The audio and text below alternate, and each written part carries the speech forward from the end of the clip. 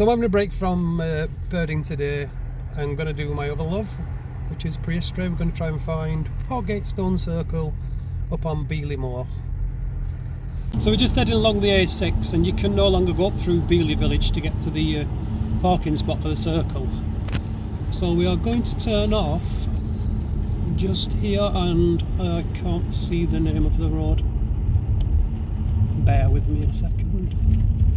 It's the sign for Chesterfield to Dales B5057. I'm going to stick info like this in this video in case anyone wants to visit. It's always handy to have good directions. Turned off the A6, we're still on that same road, and then you're looking for the turning for Beeley Moor, and that's just before Derbyshire Forest.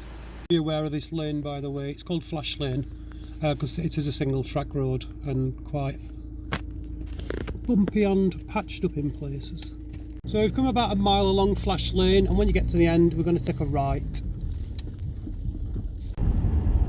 And we've come to the next junction and we're going to take a left.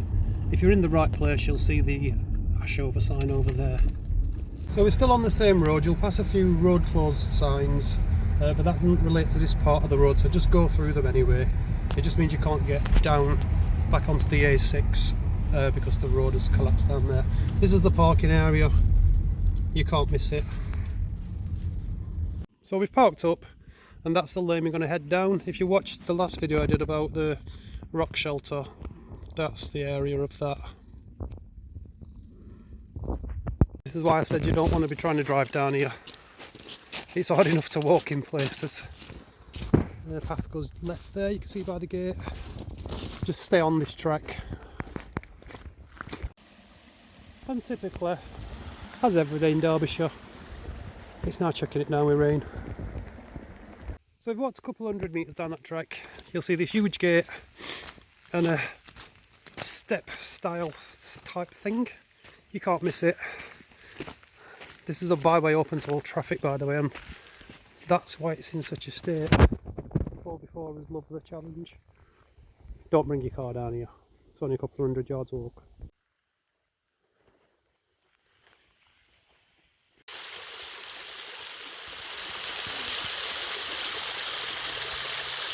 That style, just a few metres on, you'll see the sign for Hobhurst's house, which is a rectangular cairn.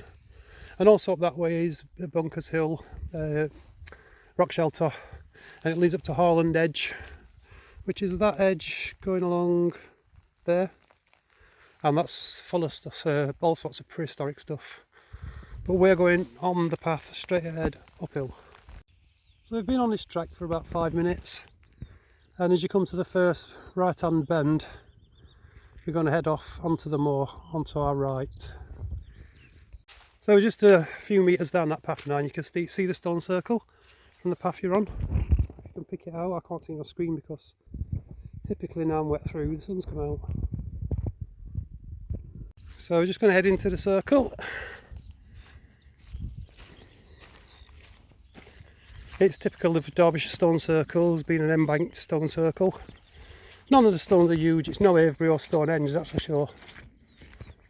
And I've just gone in a puddle over my ankle, and my boots full of water.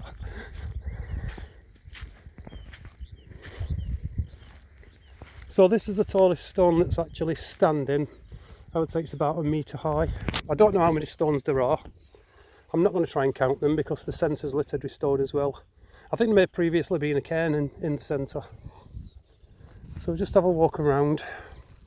In fact, before we do, get the scenery.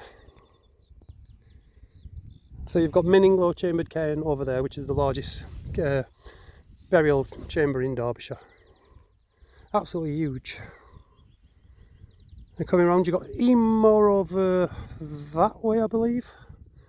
Then you've got the plantation where the rock shelter is.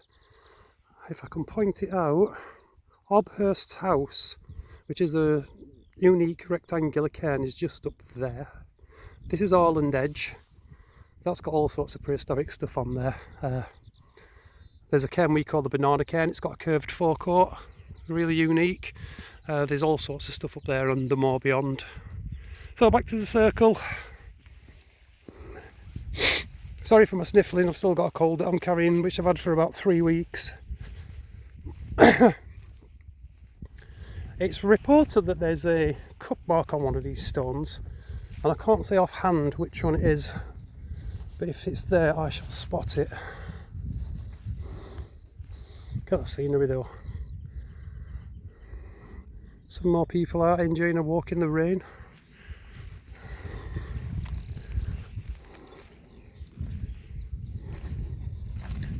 It's very much like Bamford, more south stone circle, and the same sort of thing as the Nine Ladies, which everyone probably knows about.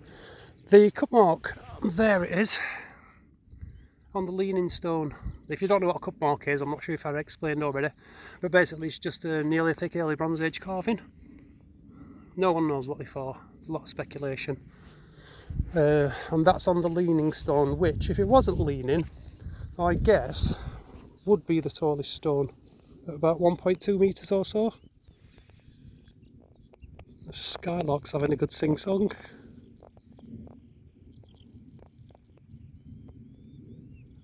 What a vocal range that has.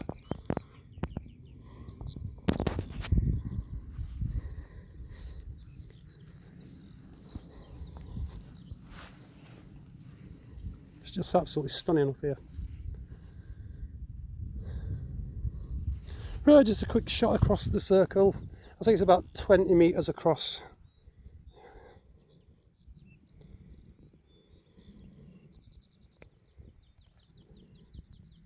I don't have any excavations that have been done, I'm not sure if I've mentioned that already. But if you just Google it, Parkgate Stone Circle or Beeley Moor Stone Circle, I'm sure you'll find all the info you want. So there we have it, Parkgate Stone Circle.